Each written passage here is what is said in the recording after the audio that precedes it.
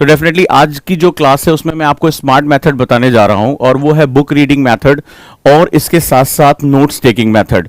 तो ये दोनों जो है वो सेगमेंट बहुत इंपॉर्टेंट है, और यहां पर हम लोग जो समझेंगे कि बुक को कैसे पढ़ा जाता है।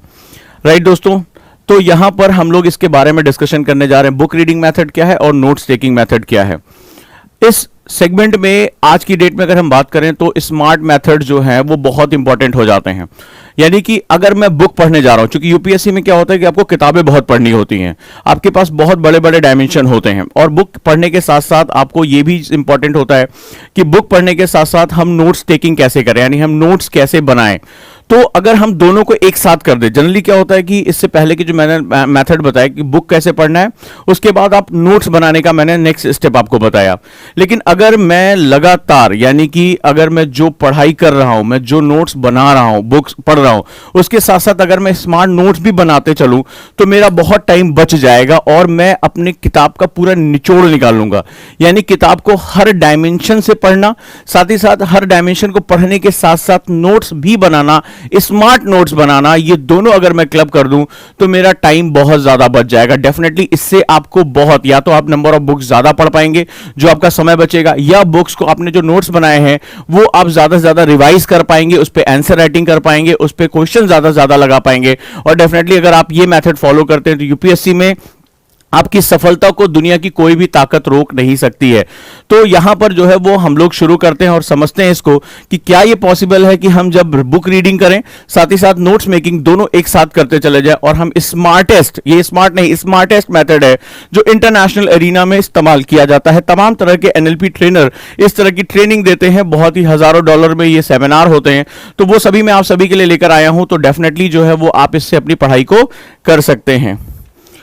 आइए मैं आज 8 स्टेप्स के बारे में बात करता हूं, बहुत ही महत्वपूर्ण स्टेप है, और यहां अगर आप इसको फॉलो करते हैं तो डेफिनेटली आपकी लाइफ में बहुत ज्यादा चेंज आ जाएगा। 8 स्टेप ऑफ स्मार्ट मेथड्स, यानी बुक रीडिंग और नोट टेकिंग दोनों के बहुत ही इंपॉर्टेंट मेथड्स के बारे में हम बात करने जा रहे हैं। सबसे पहला अगर हम बात करेंगे तो बुक रीडिंग और नोट्स टेकिंग दोनों एक साथ क्या किया जा सकता है, डेफिनेटली किया जा सकता है।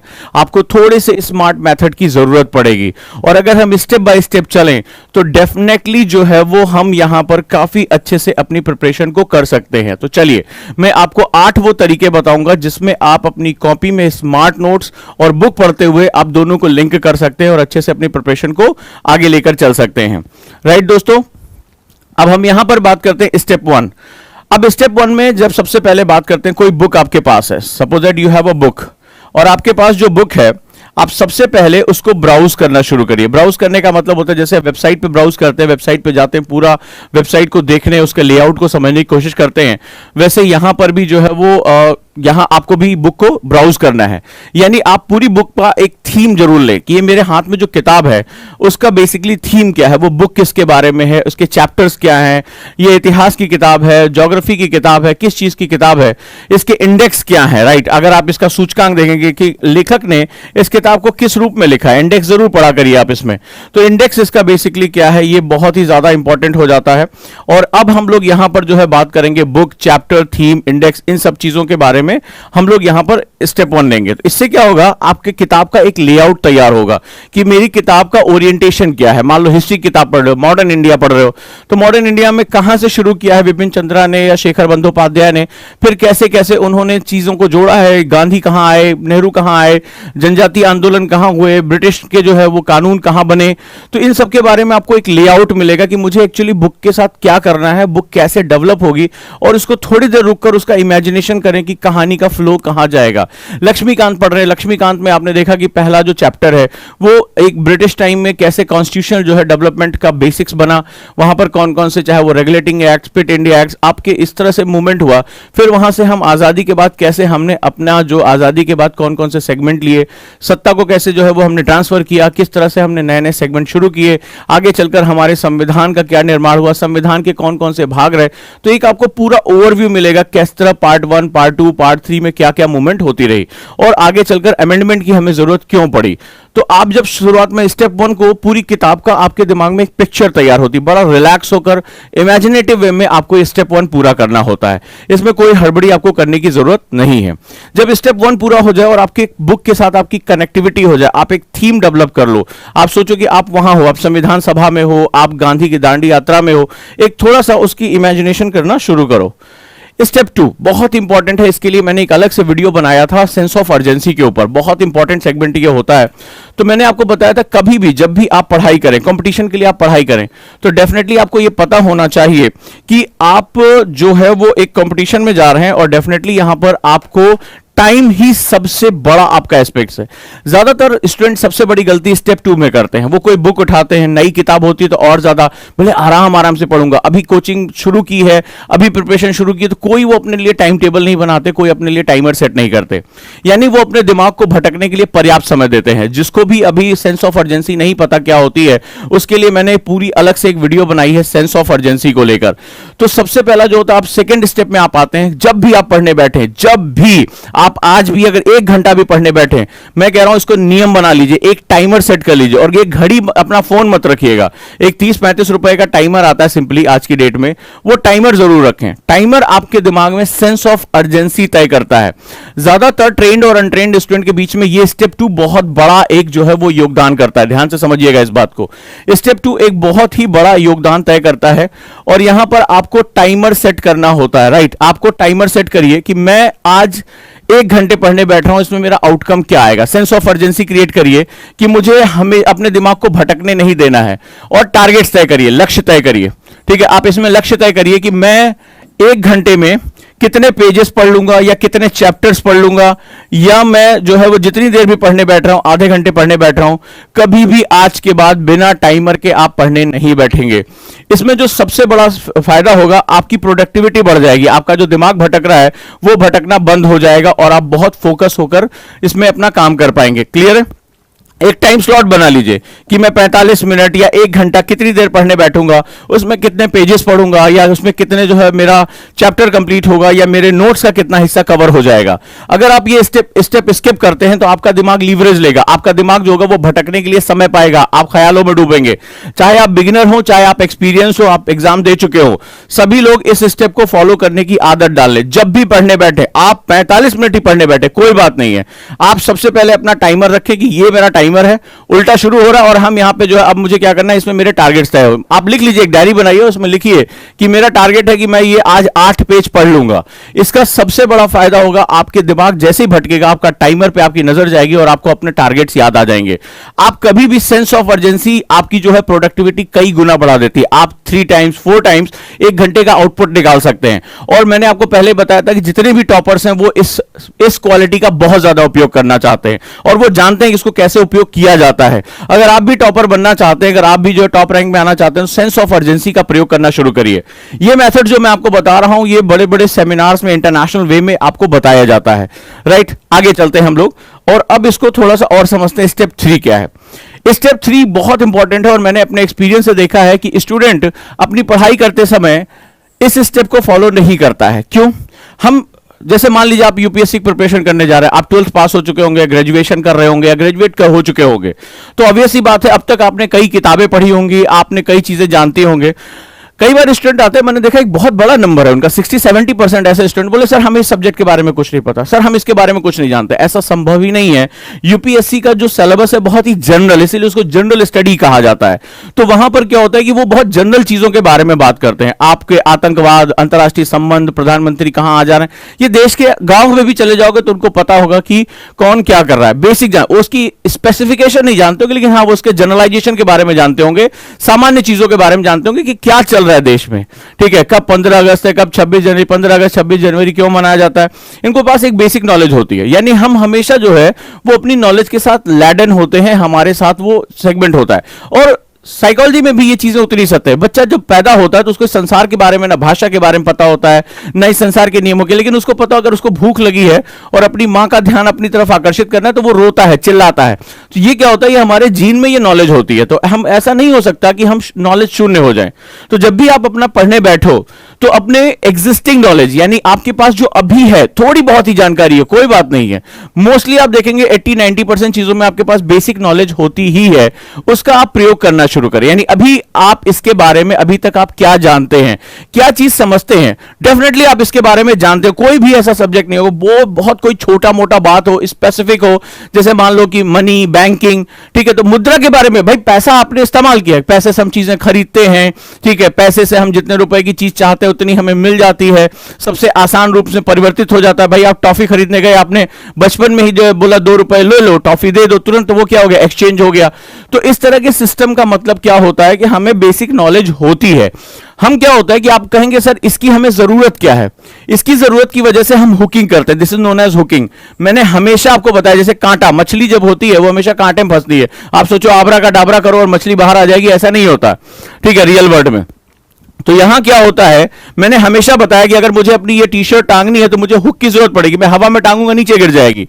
तो आपको आगे अगर अपनी पढ़ाई करनी है और आप बुक पढ़ते समय नोट्स बनाना चाहते हैं तो आपको हुक करना सीखना पड़ेगा, यानी पुरानी खूंटी में आपको नई इंफॉर्मेशन टांगनी पड़ेगी।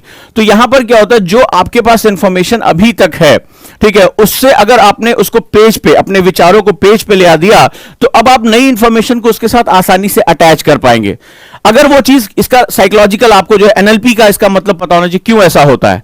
अगर वो मेरे दिमाग में, याद रखिएगा, अगर वो मेरे दिमाग में पहले से है, इसका मतलब उसने स्थायी रूप बना लिया, वो मेरी परमानेंट मेमोरी का हिस्सा है कि सालों से वो मुझे याद है, मेरे स्कूल में मेरे टीचर ने कुछ कहा था, उसके साथ कोई फनी चीज जुड़ी हुई है, कोई ऐसी चीज जो मेरी यादों में है, तो वो क्या है, वो मेरे दिमाग का स्थायी हिस्सा है। तो स्थायी का मतलब ये कील बड़ी मजबूत है, ठीक है। अब इस पर मैं कोई इंफॉर्मेशन टांगूंगा तो वो टंग जाएगी। हमारे स्टूडेंट ज्यादातर इंडिया में क्या होता है, एजुकेशन सिस्टम का एनएलपी सेगमेंट नहीं बताया जाता है, वो बताया जाता है किताब है, पढ़ लो, डिग्री है, नौकरी पा जाओगे, बस यही 4 स्टेप हमारे यहां है।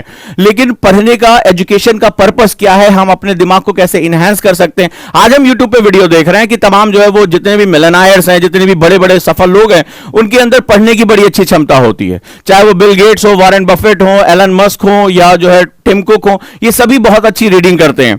लेकिन सवाल है कि रीडिंग करने का मैथोलॉजी क्या है, हम कैसे किताबें पढ़ सकते हैं और ज्यादा से ज्यादा उसका आउटकम निकाल सकते हैं। तो आपको क्या करना है, जितनी भी आपके पास एग्जिस्टिंग इंफॉर्मेशन है उसको लेकर आइए और उसकी थॉट मैपिंग कर लीजिए।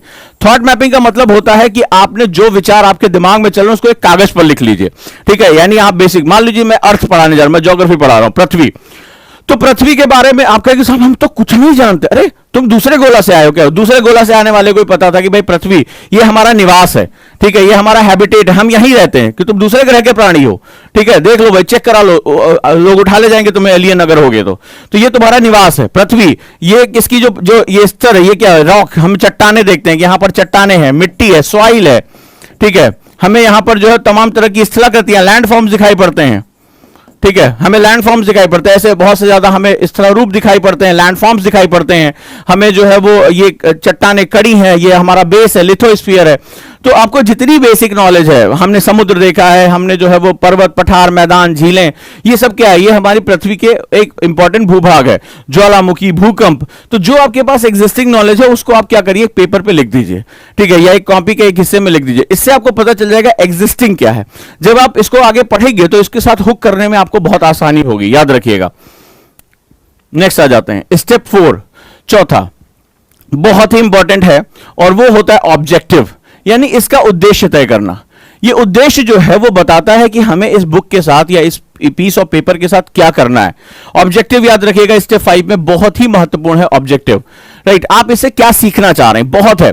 हम में से ज्यादातर स्टूडेंट जब कोई बुक उठाते हैं तो उसके साथ अपनी कनेक्टिविटी तय नहीं करते। देखो हम क्या है, आपको एक समझना पड़ेगा, एनएलपी एक चीज कहती है, आज ये मैं रिसर्च पढ़ रहा था, आज के समय में लोग डिजिटल तरीके से मोबाइल पर, टैबलेट पे पढ़ रहे हैं, लेकिन अभी भी बुक्स पढ़ने का जो तरीका है वो सबसे ज्यादा इंपॉर्टेंट माना जाता है, क्योंकि माना जाता है मनुष्य अपने सभी अनुभवों से सीखता है, अपने सभी जो रंध्र है उनसे सीखता है।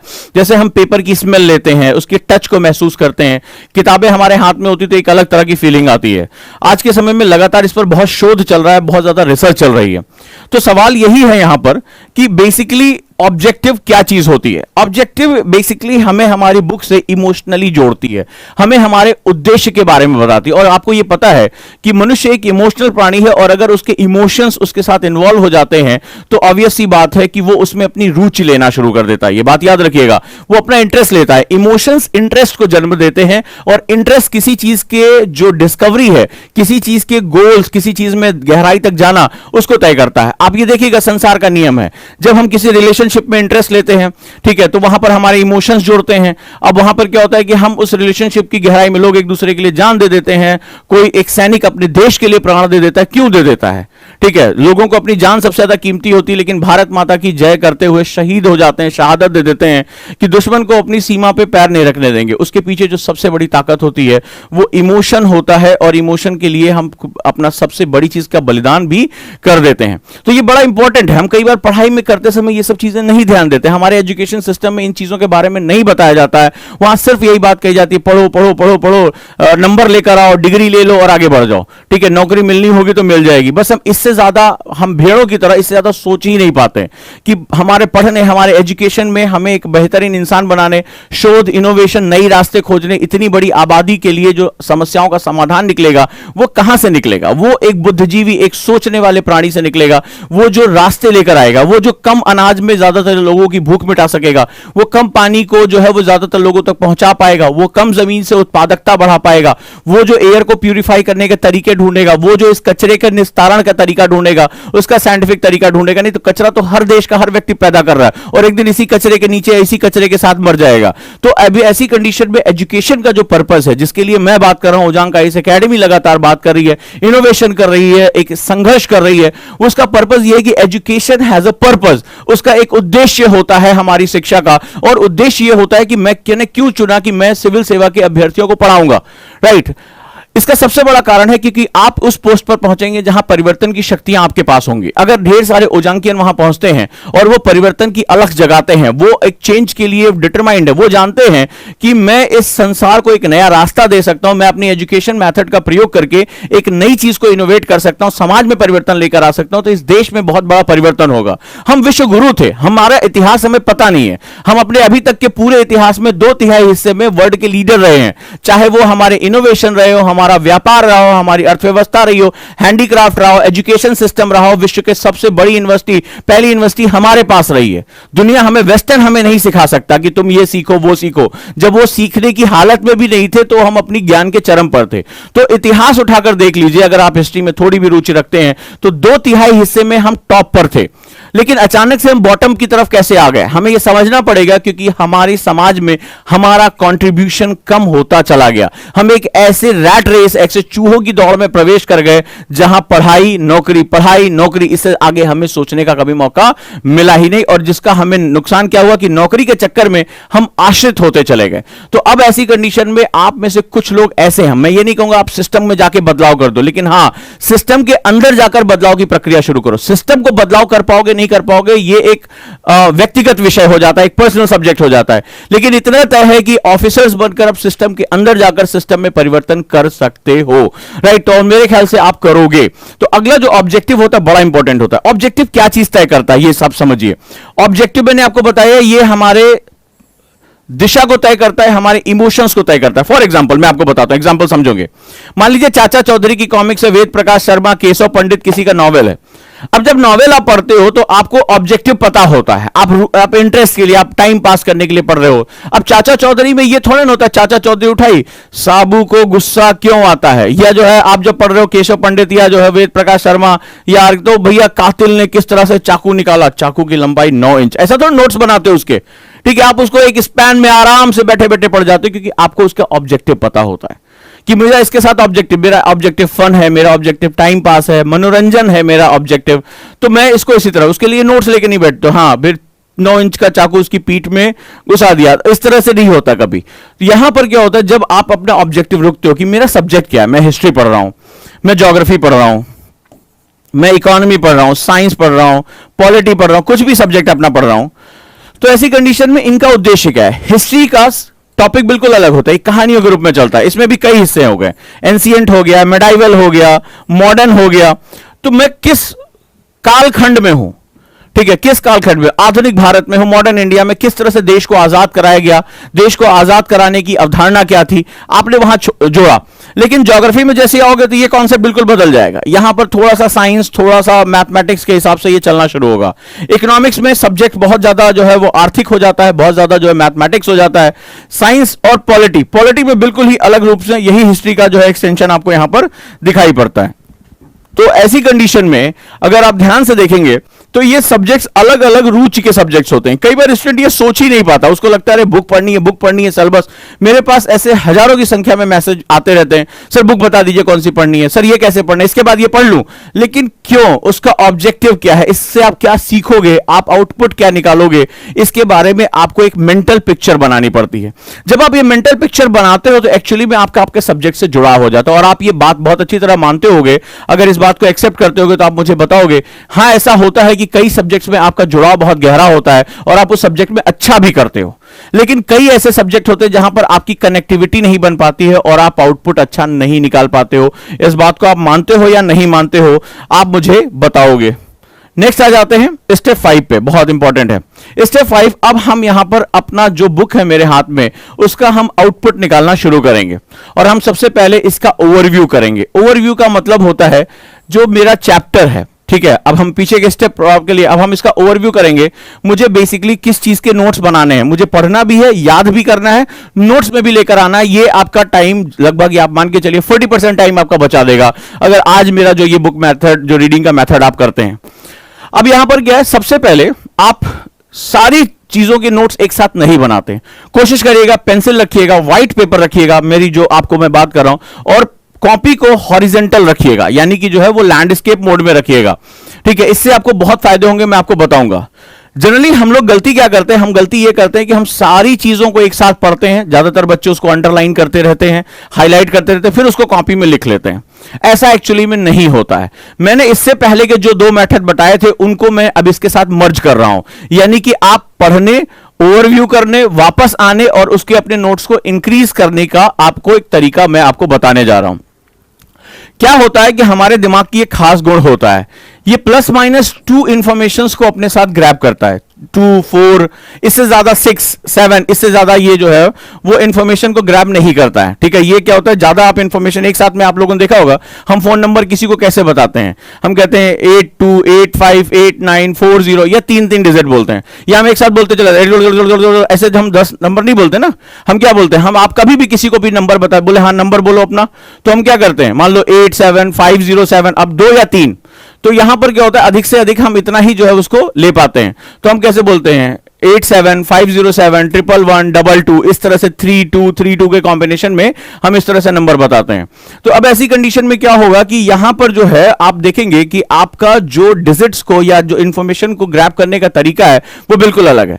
यहां पर अब मैं आपको बताने जा रहा हूं कि इंफॉर्मेशन को कैसे टुकड़े टुकड़े में निकालकर अपने नोट्स को कंप्लीट कर लेना है। सबसे पहले हम बात करेंगे कोई भी मेन थीम, जैसे मान लो आप गांधी पढ़ रहे हो, आप जो भूगोल में कोई जो है इंटीरियर ऑफ द अर्थ, पृथ्वी के अंतरतम की जानकारी पढ़ो, ज्वालामुखी, भूकंप, कुछ भी पढ़ रहे हो, तो आपको सबसे पहले कागज के बीचों बीच में एक मेन थीम लिख लेनी कि आपका टॉपिक क्या है, आपका सब्जेक्ट क्या है, आपका आज क्या पढ़ने जा रहे हो, ठीक है। जो सेंट्रल पिक्चर है आपकी, उसमें आपने लिख लिया। इसके बाद आप सबसे पहले 4 जो है वो ब्रांचेस को ड्रॉ करोगे, सिर्फ 4, ठीक है। और जो इंफॉर्मेशन पढ़ रहे हो उसको आप फर्स्ट रीडिंग में जल्दी जल्दी पढ़ते हुए इसको मार्क करते हुए, आप इसको नाम भी रख सकते हो, इसको जो है वो C1 हो गया, H हो गया, R हो गया, C2 हो गया। यानी मैं जब ऐसे अपनी बुक पढ़ रहा हूं ना, बुक पढ़ता जा रहा हूं, तो कंटेंट मतलब क्या है कि इसका जो है इंफॉर्मेशन, यानी कि ये जो है फैक्ट क्या है मेरे पास, इसको ऐसे समझ लो कि मेरे पास फैक्ट क्या है, ठीक है। कुछ सन दिया हुआ है, कुछ इंपॉर्टेंट चीजें दी हुई हैं, कोई इनपुट्स जा रहे हैं। फिर दूसरा हेडिंग्स क्या है, यानी इसका जो है वो शीर्षक क्या है, ठीक है, शीर्षक क्या है। तो यानी हेडिंग्स कौन कौन सी हैं, जैसे मान लो शिखर बंदोपाध्याय पढ़ रहे हो या कोई भी लक्ष्मीकांत पढ़ रहे हो, तो उसमें आपने देखा कि संविधान क्या है, संविधान का विकास का क्रम क्या है, इसके बाद आपने देखा कि संविधान सभा क्या है, कौन से लोग उसमें थे, तो आपने उसके बारे में बेसिक जानकारियां ले ली। रिजल्ट यानी कि जो भी चीज पढ़ रहे हो उसका जो है वो एक क्या आपने देखा कि आउटपुट क्या है, परिणाम क्या निकल रहा है, और आप अंत में इसको क्या इसका जो है वो उपसंहार कर सकते हो, इसके बारे में आप क्या अपने राय दे सकते हो। तो सबसे पहले यहां पर बात करेंगे तो कंटेंट हमारा क्या क्या है, कौन कौन से इंपॉर्टेंट फैक्ट्स हैं, इंपॉर्टेंट इवेंट्स हैं, घटनाक्रम है, ये आपने उठाया। तो आप जैसे पढ़ते जा रहे हो, मान लो ये मेरा एक पैराग्राफ है, एक चैप्टर है, ध्यान से समझते जाना, ये मेरा चैप्टर है, मैं पढ़ता गया, पेंसिल या मेरे पास कोई एक हाइलाइटर या कुछ भी ऐसे लिखने का है, मैंने यहां लिख लिया ये C1 है। C1 का मतलब क्या हुआ, ध्यान से मैंने कोड मार दिया, किताब को पढ़ता जा रहा हूं, मैंने कोड मार दिया C1 है। C1 का मतलब है ये इंपॉर्टेंट एक घटनाक्रम है, इंपॉर्टेंट इवेंट है, ठीक है। जैसे मान लीजिए बारदोली सत्याग्रह हो गया, या खेड़ा हो गया, या अहमदाबाद का आंदोलन हो गया, तो यहां पर ये क्या हुआ, ये यहां से फैक्ट है, इसी के आसपास कहानी चलती है। सरदार ने क्या किया, सरदार की उपाधि उनको दी गई, उन्होंने कैसे जो है समितियों को इकट्ठा किया, कैसे लोगों को आंदोलित किया, कैसे जो है वो अंग्रेजों के खिलाफ, लगान के खिलाफ उन्होंने जो है वो पूरा आंदोलन खड़ा किया। लेकिन किसी भी घटना से, किसी भी इवेंट से हमारी कहानी की शुरुआत होती है, याद रखिएगा, कोई भी आप किताब पढ़ लें, ठीक है, किसी भी किताब को पढ़ें, आपकी किसी इवेंट से, किसी भी एक घटना से, किसी फैक्ट से जो है वो हमारी कहानी की शुरुआत होती है। क्यों हम इकोनॉमी पढ़ेंगे, फॉर इकोनॉमिक्स सबसे टफ है, सबसे मैथमेटिक्स है, तो भाई हम कहेंगे भारत की जीडीपी गिर रही है, या भारत में बैंक दर बढ़ा दिया गया, महंगाई बढ़ती चली जा रही है, पेट्रोल वेट्रोल सबका, खाद्य महंगाई बढ़ती चली जा रही है। सो मेरे लिए फैक्ट क्या हुआ, मेरे लिए महंगाई, इन्फ्लेशन इंपॉर्टेंट फैक्ट है। अब इन्फ्लेशन के प्रोसेस क्या है, इन्फ्लेशन के रिजल्ट्स क्या है, कंक्लूजन कैसे निकालोगे कि महंगाई हमेशा क्या बुरी होती है, महंगाई के प्रकार कितने हैं, तो सबसे पहले हम इसके बारे में जानेंगे। तो मैंने क्या किया, C1 लिख लिया, ये मेरा H हो गया, हेडिंग हो गई, यहां पर कुछ इंपॉर्टेंट है, ये हेडिंग का मतलब कई बार इंपॉर्टेंट जो होती जानकारियां भी होती हैं, हेडिंग हो गई। इसके बाद हम परिणाम रिजल्ट पे आए कि भाई अब ये महंगाई बढ़ेगी तो इससे क्या क्या प्रभाव होंगे, ठीक है, महंगाई बढ़ेगी तो किस तरह से दुष्चक्र शुरू होगा, हम गरीबी के दुष्चक्र में फंस सकते हैं, चीजें कैसे महंगी होगी, डिमांड सप्लाई गैप कैसे होगा, ठीक है। तो हम रिजल्ट्स के बारे में R हमने कोड कर लिया, और इसके बाद C2 यानी कि मैं इस पे कंक्लूजन दे सकता हूं, यस ये बुरी है या अच्छी है। अगर हम एक तरह से कहें कि जो क्रीपिंग इन्फ्लेशन होती है वो बहुत अच्छी होती है, ठीक है, लेकिन जो गैलोपिंग इन्फ्लेशन होती है यानी कि उछलती कूदती महंगाई वो बहुत बुरी होती है, अर्थव्यवस्था को फंसा ले जाती है। तो इस तरह से अगर हम बात करेंगे तो हमें क्या होगा, यहां पर इसके कोड कर लिए, यानी हमने क्या किया, H C1 C2 R ये हमने कोड कर लिया। तो कोड करते ही अब हम मुझे क्या करना है, मुझे यहां उठाना है और इसके ऊपर छोटे छोटे पॉइंट्स डाल देने हैं अपने नोट्स में, ये छोटे छोटे पॉइंट्स, यानी इसको रीअरेंज कर देना है। अब मेरे हिसाब से ये रीअरेंज हो जाएगा, डन। इस तरह से आप क्या होगा, अपने फैक्ट्स को, जो बड़ा फैक्ट है उसको 4 टुकड़ों में तोड़ दोगे। अब ये हमारे लिए इसको पचाना बहुत आसान हो जाएगा। नेक्स्ट आ जाते हैं, स्टेप 6 प्रीव्यू। प्रीव्यू का मतलब होता है कि जब आप माइंड मैप नहीं देख रहे थे, आप इसको दोबारा पढ़ेंगे अगेन, ठीक है। अब इसमें कोई फैक्ट रह गया जो उसमें आपको पहली रीडिंग में समझ में नहीं आया, तो जब आप सेकंड रीडिंग हल्का सा कर रहे होंगे, सेकंड रीडिंग कर रहे होंगे, और डरिएगा नहीं क्योंकि आप अब रीडिंग और नोट्स दोनों बना रहे हैं, तो अब आप क्या होगा, मैंने इसीलिए पेंसिल यूज करने के लिए कहा, तो उसमें आप ऐड ऑन कर देंगे, प्लस ऐड। कोई फैक्ट आपका छूट गया, कोई ऐसा हेडिंग थी जो आप ध्यान नहीं दे पाए, पहली रीडिंग में नहीं दे पाते हैं, तो आप गए और धीरे से उस इंपॉर्टेंट फैक्ट को, इंपॉर्टेंट घटना को, इंपॉर्टेंट रिजल्ट को उठाया और वहां पर डाल दिया, ठीक है। ये आपने इसके साथ जो है वो करना शुरू किया, तो इससे क्या होगा, प्रीव्यू हो जाएगा, ठीक है। अब ये हमारा ओवरव्यू के साथ प्रीव्यू का सिस्टम आ जाएगा। इसके बाद जो है वो डेफिनेटली अब आप चाहेंगे कि आपके इसमें डेप्थ यानी आप जो है और नई नई चीजों को आइडेंटिफाई कर सकें, तो इसके बाद होता है इन व्यू। जो अगला स्टेप 7 है वो इन व्यू यानी अंदर जाकर देखना, ठीक है। अब एक्चुअली में इसमें जो है वो आप गहरे से, अब आपको लेआउट पता चल गया कि मुझे अपनी किताब को घेरना कितना है। अब इसमें आपको गहराई से इसमें जो इंपॉर्टेंट सेगमेंट्स है, जैसे इसका रिजल्ट के साथ साथ आप जगह देखेंगे इश्यूज क्या है, ठीक है, मुद्दा क्या है, इसमें मुद्दा क्या बन रहा है, भारत सरकार ये क्यों नहीं कर पा रही, ट्रिपल तलाक एक मुद्दा बन जाता है, ठीक है। तमाम इस तरह के मुद्दे जो है वो हमारे सामने आ जाते हैं डेली। डेवलपमेंट वर्सेस एक्सट्रीमिज्म, नक्सलवाद मुद्दा, आतंकवाद एक मुद्दा बन जाता है क्योंकि ये लगातार चलते रहते हैं। तो इन इश्यूज की गहराई क्या है, प्रॉब्लम कितनी गहरी है, तो इन इश्यूज को आइडेंटिफाई करना है। मान लो अभी जल है, तो जल में अगर बात करें तो अंतर्राष्ट्रीय विवादों में भारत के साथ पाकिस्तान, बांग्लादेश, चाइना, इन सब के साथ हम जल विवादों को झेल रहे हैं। यहां तक कि स्टेट्स के बीच में भी कावेरी जल विवाद हो गया, अब जो यूपी एमपी के बीच में जल विवाद हो जाते हैं, तो इन लोगों को दिल्ली हरियाणा के बीच में, तो यहां पर हम क्या होता है कि यहां पर हम जल एक मुद्दा बन जाता है। तो हमें अगले स्टेप में 7th स्टेप, अब जब तक क्या होगा तब तक आपको सब्जेक्ट का ढेर सारा ओवरव्यू मिल चुका होगा और आप ढेर सारे फैक्ट्स को वहां से हटा चुके होंगे। अब यह मुद्दा सबसे इंपॉर्टेंट होता है और इस पर आपकी नजर आ जाएगी बेसिकली इशू कितना हमारा गहरा है, कितना इंपॉर्टेंट है, राइट। इसके बाद लास्ट स्टेप होता है 8th स्टेप, और उसमें क्या होता है हम रिव्यू करते हैं। रिव्यू का मतलब हम इसको रिवाइज भी करते हैं, ठीक है। जो भी आपने पढ़ाया है, आपने बनाया है, उसको रिवाइज कर लो क्विकली, क्योंकि हम 30 मिनट्स के अंदर, ये नियम होता है 30 मिनट्स के अंदर आपका पहला रिवीजन हो जाना चाहिए, नहीं तो वो चीज आपके दिमाग से स्किप होनी शुरू हो जाएगी, राइट। तो इसका हम रिवाइज करेंगे, कोई इंपॉर्टेंट फैक्ट छूट गया है तो उसको प्लस ऐड ऑन करेंगे और आपका नोट्स इक्वल टू क्या होगा, स्मार्ट नोट्स प्रिपेयर हो जाएगा। करके देखिए, ये अपने आप में बहुत ही इंपॉर्टेंट, बहुत ही मैजिकल मेथड, और इस तरह से आप पूरी किताब को जो है वो आप कर पाएंगे। पहली रीडिंग में कभी भी जो डिफिकल्ट एरिया, जो इश्यूज है, वो आपको समझ में नहीं आएंगे।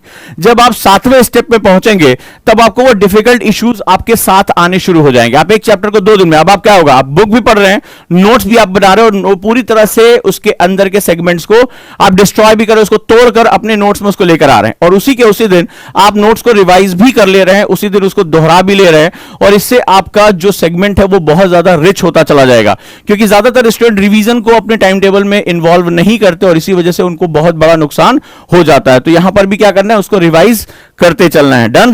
तो इस तरह से अगर आप पढ़ाई करते हैं दोस्तों, तो आपकी बुक और आपके नोट्स दोनों एक साथ चलेंगे। यानी मैंने अब आपको बुक पढ़कर नोट्स बनाने का जो आपका टाइम वेस्ट हो रहा है वो मैंने आपका पूरा बचा दिया। अंतरराष्ट्रीय तरीकों में इसका बहुत ज्यादा प्रयोग किया जाता है, राइट। और ये कोई मोटिवेशन नहीं है। कई बार लोग कहते हैं आप मोटिवेट अच्छा करते हैं, क्योंकि हमारे हिंदुस्तान में क्या होता है कि छोटी छोटी चीजों पे बहुत हम ज्यादा गहरा रिसर्च नहीं करते हैं, और हमारे यहाँ छोटे छोटे वर्ड्स को, जैसे अभी मोटिवेशन हो गया, मोटिवेशन का मतलब होता है कि मैंने तुम्हें किसी कहानी बना दी, किसी की प्रेरणा दे दी और तुमसे बड़ी बड़ी बातें करके निकल गया। This is NLP, this is a pure science, this is pure practice, this is pure psychology. ये एनएलपी है, न्यूरो लिंग्विस्टिक प्रोग्रामिंग है। मैंने आपको मेथड्स बताए हैं।